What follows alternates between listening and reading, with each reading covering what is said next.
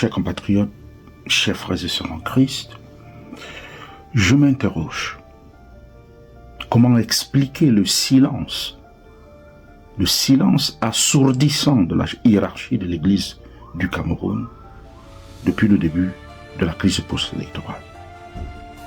Comment la conférence épiscopale peut-elle, avant les élections, répondre à l'invitation du secrétaire général de la présidence au sommet de l'État et après les élections, ne pas répondre à l'appel, à l'invitation des pauvres dans la rue qui crient leur misère, qui crient à l'injustice et ne reçoivent que des balles en retour du régime de Paul Biya, du régime illégitime de Paul Biya.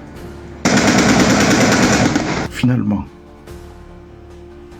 la conférence épiscopale du Cameroun a la crainte du régime Biya ou la crainte de Dieu. Souvenez-vous, en effet, qu'avant les élections, le président de la conférence épiscopale, accompagné de quelques évêques, avait répondu à l'invitation du secrétaire général de la présidence quand il faisait ses pseudo-consultations pour préparer la fraude électorale.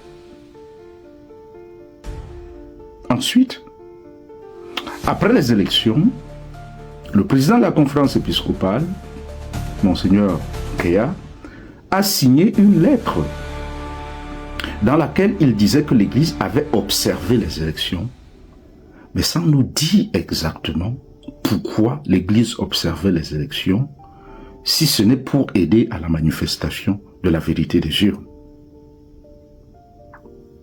Et pendant que Elekam et le RDPC tripatouillaient les résultats, la plupart des évêques catholiques ont pris l'avion pour aller à un pèlerinage à Rome, subventionné à près d'1 demi-milliard par le régime en place.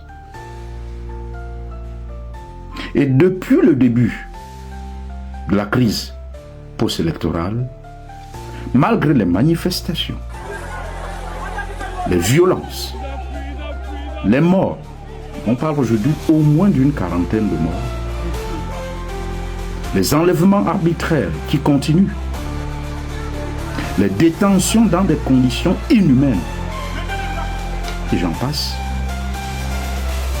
les évêques se taisent. Seul Monseigneur Cléda a pris la parole pour déplorer cette mascarade qui a étouffé une fois de plus la soif du changement du peuple, surtout des pauvres qui sont descendus dans la rue pour se faire tirer dessus. Pendant ce temps, que font les autres évêques? D'aucuns nous diront qu'ils prient. Oui, bien sûr qu'il faut prier. Mais ce n'est pas la prière qui manque au Cameroun. Je crois même qu'on prie trop au Cameroun. Si la prière pouvait sauver le Cameroun, on n'en serait plus là, surtout depuis le début de la crise anglophone. Il faut plutôt se demander pourquoi Dieu n'exauce pas nos prières. Et je nous renvoie à ce verset de Isaïe 1, verset 15. Isaïe chapitre 1, verset 15, qui dit ceci. Quand vous étendez vos mains, je détourne de vous mes yeux. Quand vous multipliez les prières, je n'écoute pas.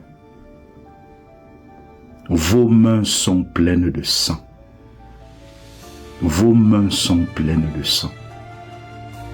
C'est Dieu qui parle. Oui, nos mains sont pleines de sang parce que nous sommes complaisants avec un régime fraudeur, pilleur, tueur, oppressif, sacrilège, qui piétine et écrase les pauvres. Et pire encore, alors qu'on enlève, torture et persécute les pauvres Camerounais qui réclament la vérité des urnes, les évêques vaquent à leurs occupations, Ils vont de séminaire en séminaire, de célébration en célébration, où ils mangent bien, dorment bien, bavardent bien, comme si le Cameroun allait bien. Et le nonce, on le traîne dans ces choses.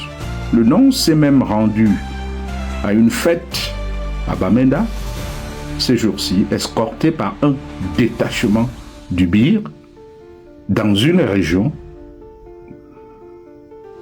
qui est censée avoir donné au moins 80% de victoire à M. Biya, sous le nez du président de la conférence épiscopale, qui n'a dit mot sur cette fraude électorale dans la région du Nord-Ouest. Mais il a fallu donc qu'un détachement du BIR escorte le nonce pour aller dans cette région où Biya a gagné, avec un score très élevé. Et le nonce y est accueilli en pompe par le président de la conférence.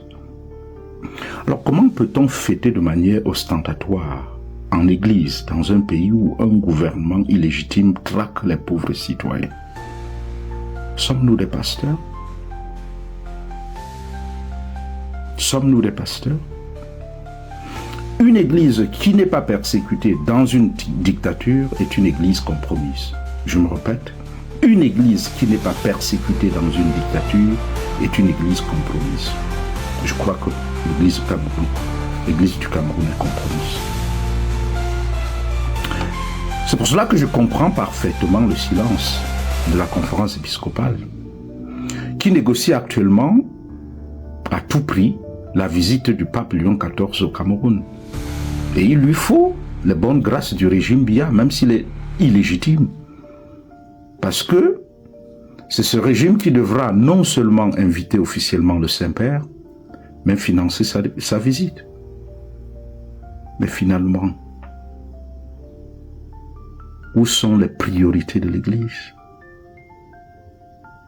Est-ce d'aider un peuple à se libérer, un peuple meurtri à se libérer d'un gouvernement illégitime, ou est-ce de faire venir le pape au Cameroun pour nos beaux yeux et pour saluer des mains pleines de sang? Depuis que j'ai écrit au pape pour lui demander de ne pas venir maintenant parce que ce régime est illégitime, mes contradicteurs disent que non, au contraire, la venue du pape pourrait désamorcer la crise et aider à une sortie de crise. C'est être naïf ou de mauvaise foi. Le régime Biya a déjà reçu 3 visites papales. Jean-Paul II en 1985 et puis en 1995. Et en passant, c'est Jean-Paul II qui a baptisé Brenda lors de l'une de ses visites. Et puis ensuite, on a eu Benoît XVI en 2009. Mais malgré ces 3 visites papales, ce régime est devenu encore plus diabolique. Je crois que la hiérarchie de l'Église catholique au Cameroun doit faire son examen de conscience et doit se demander si elle est du côté des pauvres, des opprimés, ou du côté des puissants, d'un régime illégitime. Mais au moins, n'oublions pas une chose, Jésus était toujours du côté des pauvres. Il en a payé le prix. Le pauvre, ils l'ont tué parce qu'il défendait le pauvre et l'orphelin, la veuve et l'orphelin. Mais nous avons fait de l'Église censée être le corps du Christ dans le monde un fonds de commerce pour nos intérêts et nos privilèges personnels. C'est pourquoi dit le Seigneur, quand vous étendez les mains, je détourne mes yeux. Quand vous multipliez les prières, je n'écoute pas. Vos mains sont pleines de sang. Vos mains sont pleines de sang. Isaïe, chapitre 1, verset 15. Que Dieu délivre le Cameroun. Que Dieu délivre l'Église du Cameroun. Shalom.